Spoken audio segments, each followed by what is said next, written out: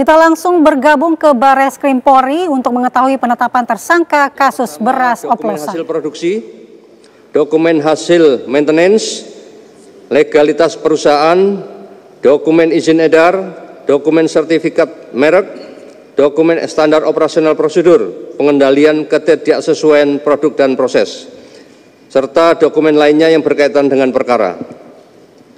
Selanjutnya, hasil uji laboratoris di Laboratorium Kementan RI terhadap 4 merek sampel beras premium, Sentra Ramos Biru, Sentra Ramos Merah, Sentra Bulen, dan Sentra Wangi.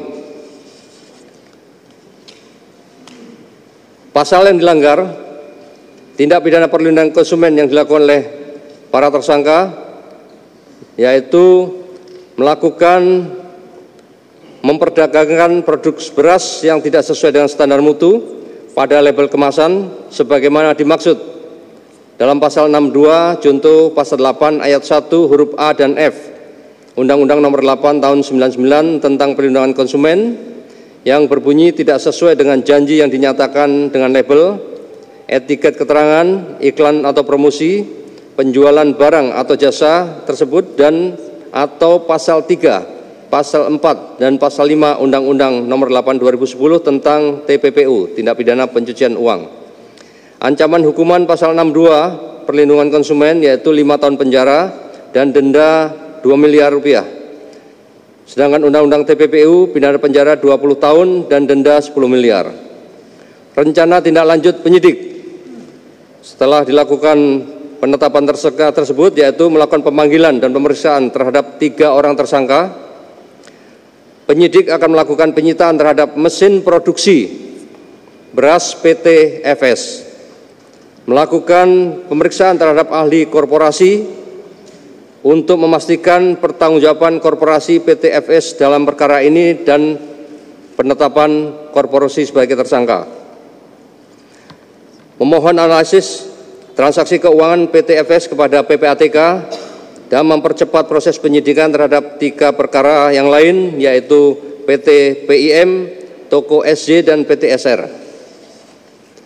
Komitmen Polri, Satgas Pangan Polri menghimbau kepada para tersangka dan pihak-pihak terkait yang lain dalam perkara memproduksi dan memperdagangkan beras premium yang tidak sesuai dengan standar mutu untuk kooperatif selama menjalani proses penyidikan.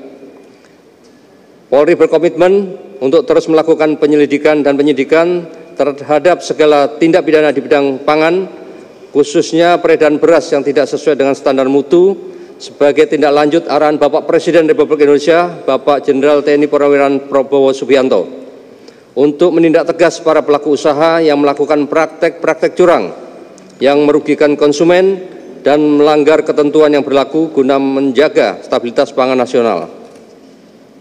Kami juga menghimbau kepada seluruh masyarakat agar lebih cermat dalam membeli beras, pastikan produk memiliki label yang jelas, memenuhi standar SNI, dan sesuai dengan berat bersih yang tertera pada kemasan. Kami berharap upaya penegakan hukum ini dapat memberikan efek jera bagi para pelaku untuk mencegah terulangnya kejahatan serupa di masa mendatang. Mari kita sama-sama mewujudkan ekosistem pangan yang sehat, adil, transparan menuju Indonesia Emas 2024. Sekian yang bisa kami sampaikan, waktu kami kembalikan Bapak Karopenmas.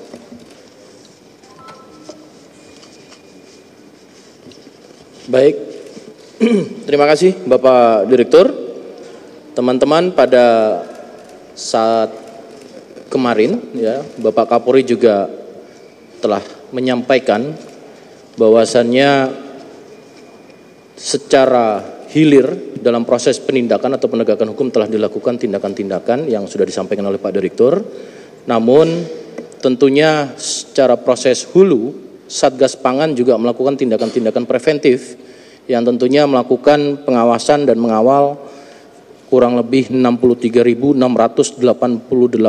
pasar yang harus diawasi dan ada 9.000 kurang lebih pasar tradisional dan juga 53.000 lebih retail modern. Maka dari itu pemantauan dan pengawasan tentu tetap dilakukan dan dalam proses penegakan hukum ini juga Bapak Kapolri memastikan pasokan beras tetap akan ada di lapangan dan tidak terganggu, sehingga kemudian masyarakat juga tetap mendapatkan beras sesuai dengan yang dibutuhkan oleh masyarakat. Itu rekan-rekan, saat ini saya buka sesi pertanyaan. Sesi pertama kami persilakan kepada 3 penanya, tolong disebutkan nama dan nama medianya, kami persilakan.